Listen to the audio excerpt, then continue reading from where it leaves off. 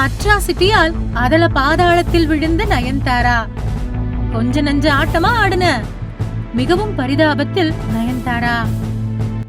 சினிமாவில் எப்போது உச்சம், எப்போது அதள பாதாளம் என்ற நிலைகளை யாராலும் தீர்மானிக்க முடியாது. 4 படங்கள் மாஸ் ஹிட் ஆகிவிட்டால் உச்சத்திற்கு போய்விடலாம். அடுத்த 4 படங்கள் சூப்பர் பிளாப் ஆகிவிட்டால் அதள பாதாளத்திற்கும் போகலாம். பரமபத ஆட்டம் போலத்தான் சினிமா ஸ்டார்களின் நிலை. எந்த உயரத்திற்கு சென்றாலும் நடிகை நயன்தாராவை போல அட்ராசிட்டி செய்யக்கூடாது. கால்ஷீட் கேட்டு வரும் இயக்குனர்கள், தயாரிப்பாளர்களிடம் ரூல்ஸ் கண்டிஷன்களை போட்டு நோகடிக்க கூடாது.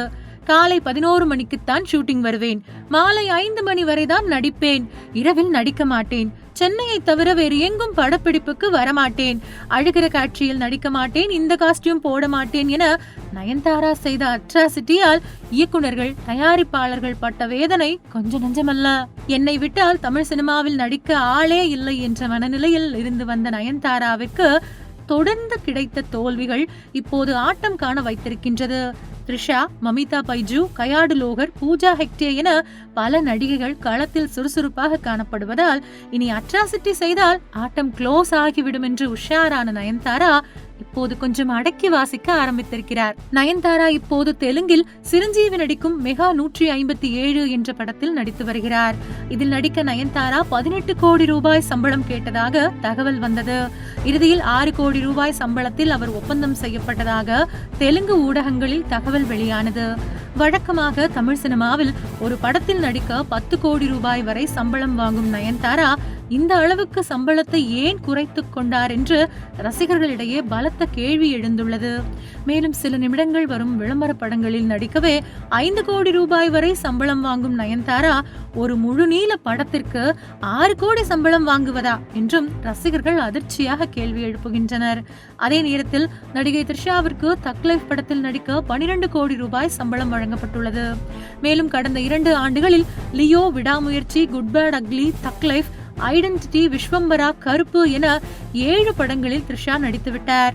தமிழ், தெலுங்கு, மலையாளம் என அவருக்கு தொடர்ந்து பட வாய்ப்புகள் வந்து கொண்டே இருக்கின்றன.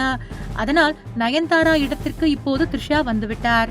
ஓவராக அட்ராசிட்டி செய்து சினிமாவில் தனக்கு இருந்த பெயரை நயன்தாரா தானாகவே கெடுத்து அவரது இமேஜை டேமேஜ் ஆக்கிவிட்டார்.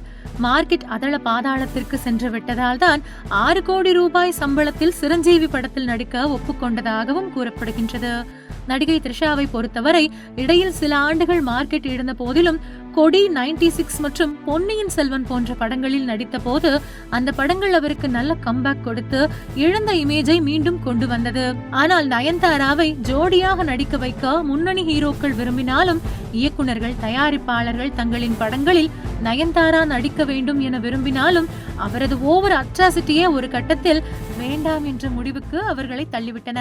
12 கோடி ரூபாய் சம்பளத்தை 6 கோடியாக குறைத்துக் கொள்ளும் அளவிற்கு நிலைமை மோசமாகிவிட்ட நிலையில் இனியாவது நடிப்பில் கவனம் செலுத்தினால் மட்டுமே நயன்தாரா இழந்த மார்க்கெட்டை மீட்க வாய்ப்புள்ளது. உங்கள் தின சேவல்.